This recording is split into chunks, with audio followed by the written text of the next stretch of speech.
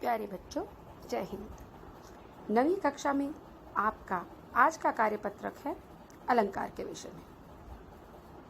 अलंकार यानी शोभा बढ़ाने वाले। अलम अर्थात शोभा, कार यानी करने वाला, जो आपकी शोभा को और भी बढ़ा दे उसे अलंकार कहते हैं। अलंकार का सीधा साधा अर्थ आभूषण भी होता है, गहना, जेवर, जिससे हमारी खूबसूरती और बढ़ जाती है। जब कभी किसी शादी, विवाह या किसी अन्य समारोह में जाने के लिए आप घर से तैयार होकर निकलते हैं, आपकी मम्मी घर से तैयार होकर निकलती है, तो आप रोज़ से कुछ अलग पाते हैं उन्हें। वो तुम्हें और भी प्यारी और भी सुंदर लगने लगती है। कभी आपने सोचा ऐसा क्यों? वो तो सदैव हमारे साथ ही रहती हैं और सुंदर ही हैं, किंतु उनके उस सौंदर्य में वृद्धि करते हैं उनके वस्त्र, आभूषण और वो अलंकार जो उन्होंने पहने हुए हैं। माथे पे बिंदी, हाथों में चूड़ियाँ, पैरों में पायल, इससे उनके सौंदर्य में और वृद्धि होती है। इसी प्रकार एक कवि जब कविता लिखता है तो वो भी चाहता है कि वो अपनी कविता को सजाए। कविता को सजाने के लिए उसके पास तो शब्द ही होते हैं, तो उन्हीं शब्दों को वो गहनों की तरह इस्तेमाल करता है, उसी शब्द को वो अलंकार की तरह इस्तेमाल करता है, तो हम उन्हें अलंकार कहते हैं। कविता में वो शब्द जिनके कारण कविता और खूबसूरत हो जाती है, उसे हम अलंकार कहते हैं। वो अपनी कविता को सुंदर सुंदर शब्द रूपी अलंकारों से सजाता है।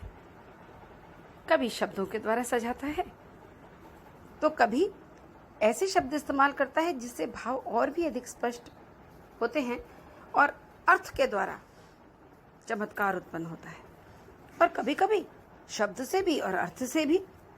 तो अलंकारों से गेयता का गुण भी आता है कविता में, उसे गाया जा सकता है।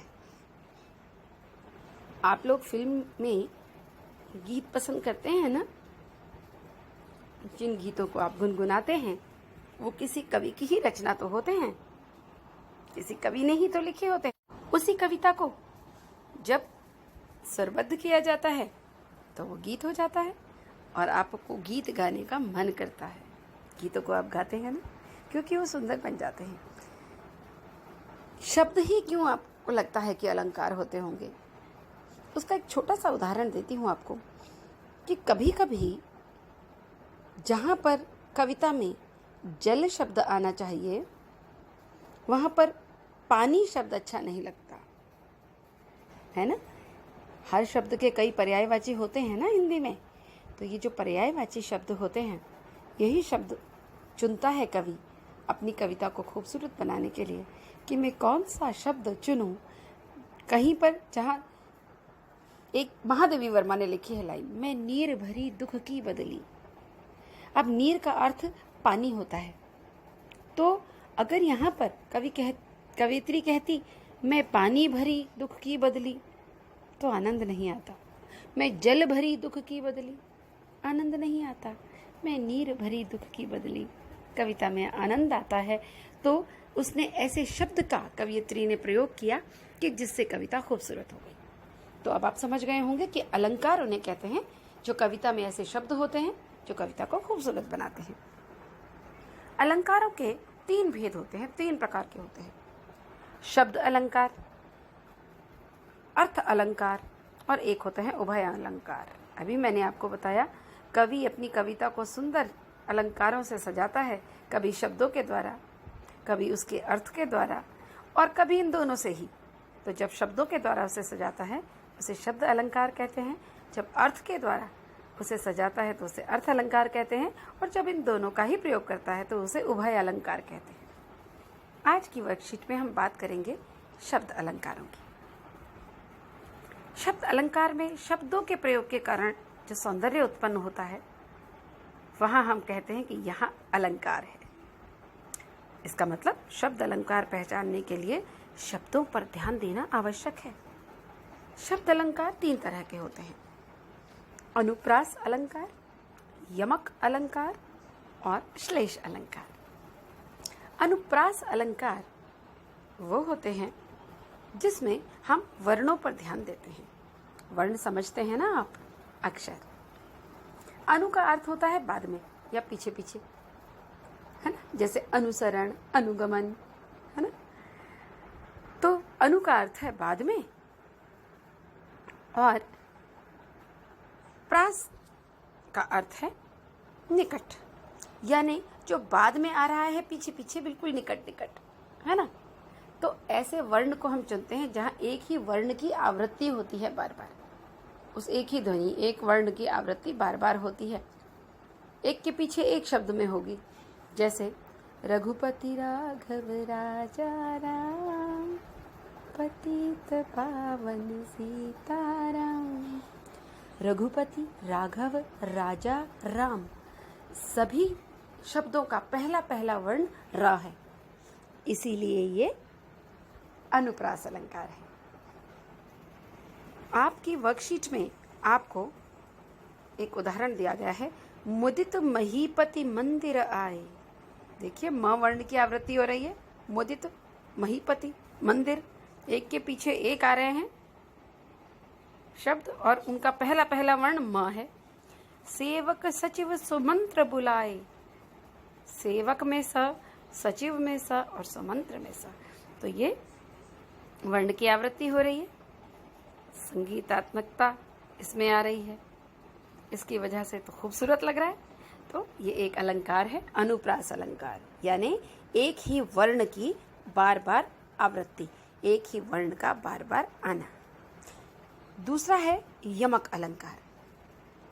जब किसी कविता की पंक्ति में आपको एक ही शब्द दो बार दिखाई दे, लेकिन दोनों बार उसका अर्थ अलग हो, यानी शब्द भी दो बार हो और उसके दो अलग अलग अर्थ भी हो। जैसे कनक कनक ते 100 गुनी, मादकता अधिकाए, वा खाए बौराए नर, वा पाए बौराए। यहाँ कनक कनक, दो कनक शब्द इस्तेमाल हुए हैं। पहले कनक का अर्थ है स्वर्ण, सोना, धन संपत्ति, और दूसरा कनक का अर्थ है धतूरा। धतूरा एक नशीला पदार्थ होता है। तो मादकता, नशा धतूरे में तो होता ही है, लेकिन कवि कहता है जो स्वर्ण होता है ना, धन संपत्ति, उसका नशा ज्यादा होता है। वाह खाए बौराए नर, खाए यानी जिसे खाता है, वो तो धतूरा है ना कनक, उसको खाकर तो बौरा जाता है नर। वाह पाए बौराए, लेकिन उस दूसरे कनक यानी स्वर्ण, धन संपत्ति, उसको पाकर भी बौरा जाता है। यानी जिस तरह धतूरे से नशा होता है, वैसे ही धन का भी एक अपना नशा होता है।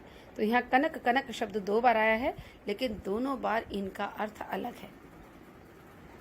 आप सोचेंगे इसमें तो बौराए शब्द भी दो बार आया है, लेकिन दोनों बार बौराए का मतलब एक ही है ना। तो इसीलिए हम इसको कहेंगे कि यहाँ पर यमक अलंकार है। यमक अलंकार से एक उदाहरण याद आ गया। मैंने आपसे कहा फिल्मी गानों में भी आपको वो कविताएं ही तो हैं, यही मिलेगा। देखिए, सजना है मुझे सजना के लिए, सजना है मुझे। अब बताइए, दो सजना इस्तेमाल हुए हैं शब्द। एक सजना का अर्थ तो है अपना साज श्रृंगार करना, और दूसरा सजना है उस लड़की का पति। तो यहाँ पर सजना शब्द दो बार आया है, एक बार सजने संवरने के लिए और एक बार उसके पति के लिए, उसके या उसके प्रेमी के लिए। तो सजना शब्द दो बार, दोनों बार अर्थ अलग अलग, यानी यमक। तीसरा है श्लेष अलंकार। श्लेष का अर्थ चिपकना होता है, मिला हुआ, चिपका हुआ। तो कविता में कभी कभी ऐसा शब्द कवि इस्तेमाल कर देता है कि वो शब्द तो एक होता है, लेकिन उसके अर्थ दो या दो से ज्यादा होते हैं। जैसे मंगन को देख पट देत बार बार है। मंगन को देख, मांगने वाले को देखकर, पट देत बार बार है, कि जो गृह स्वामिनी है वो जब भी मांगने वाला आता है उसको देखती है तो बार बार उसको पट यानी वस्त्र दे देती है। यहाँ पट का अर्थ दरवाजा भी होता है, यानी उसे कुछ नहीं देती, दरवाजा दे मारती है उसके मुंह पे, दरवाजा बंद कर देती है। तो मंगन को देख पट देत बार बार है। में पट शब्द एक है लेकिन उसके दो अर्थ हैं। एक का अर्थ द्वार है, दरवाजा, और दूसरा अर्थ है वस्त्र। आपकी वर्कशीट में आपको उदाहरण दिया गया है पानी का। रहीमन पानी राखिए, बिन पानी सब सून। रहीम कहते हैं पानी बहुत आवश्यक है, बिना पानी के सब सूना है। अब ये कौन से पानी की बात कर रहे हैं? दूसरी लाइन में देखिए, यहाँ पर अलंकार है, पानी गए न उबरे, मोती मानुस चून। यहाँ पर पानी का अर्थ 3 संदर्भों में प्रयोग हो रहा है कि पानी के कारण नहीं उबरती ये 3 चीजें, यानी इन तीनों चीजों का पानी न हो, इन तीनों चीजों के लिए, तो इन तीनों चीजों का कोई मोल नहीं होता। पहला है मोती। मोती यानी उसकी चमक, उसकी धवलता, उज्ज्वलता, उसकी कांति। कि मोती में अगर चमक ना हो, पानीदार मोती ना हो, तो कोई खरीदता नहीं, उसका कोई मोल नहीं। मनुष्य यदि उसका पानी, हम कई बार कहते हैं ना, अरे उसकी तो आंखों का पानी ही मर गया है, सम्मान है ना। तो यदि मान सम्मान न हो मनुष्य का, उसका कोई मोल नहीं। और चून यानी आटा। आटे को यदि पानी का साथ न मिले तो वो गूंथेगा नहीं और उससे आप रोटी बना नहीं सकेंगे, है ना। तो इस प्रकार यहाँ पर पानी शब्द के 3 अर्थ हैं। पानी एक अनकार्थी शब्द है, यानी शब्द एक और अर्थ अनेक। तो हमने आज शब्द अलंकार पढ़े, 3 पढ़े। अनुप्रास यानी एक वर्ण के पीछे पीछे उसी वर्ण की आवृत्ति। मुदित महीपति मंदिर आए। यमक यानी शब्द भी 2 और अर्थ भी दोनों अलग अलग। एक ही शब्द 2 बार आना और दोनों बार उसके अर्थ भिन्न होना। और तीसरा श्लेष यानी शब्द एक, अर्थ अनेक। मैं आशा करती हूँ कि आपको समझ में आ गया होगा ये। और अब नीचे कुछ पंक्तियां दी गई हैं, काव्य पंक्तियां, उनमें बताना है आपने कौन सा अलंकार है और वो अलंकार क्यों है। जन रंजन मंजन तनुज मनुज सुरभु। दूसरा है माया महाठगिनी हम जानी, तिरगुन फांस लिए कर डोले, बोले मधुरी बानी। तीसरा है मैया मोरी मैं नहीं माखन खायो। चौथा है काली घटा का घमंड घटा। शब्दों पर ध्यान दीजिएगा। 3 बेर खाती थी, वह 3 बेर खाती है।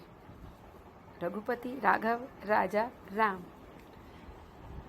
मुझे उम्मीद है आप बड़ी आसानी से पहचान लेंगे इन्हें। तो जल्दी से पहचानिए और मुझे लिख भेजिए। जल्दी से वर्कशीट कंप्लीट कर लीजिए और फिर इन अलंकारों को कभी ना भूलो। इसके लिए ज़रूरी है कि अभ्यास करना। अपने आसपास बिखरी हुई कविताएं, अपने आसपास बिखरे हुए गीतों को संजोना और देखना कि उनमें कहीं पर ये अलंकार दिखाई देते हैं क्या। तो जल्दी से ये वर्कशीट कीजिए और अपनी मीनाक्षी मैम को भेज दीजिए। Thank you.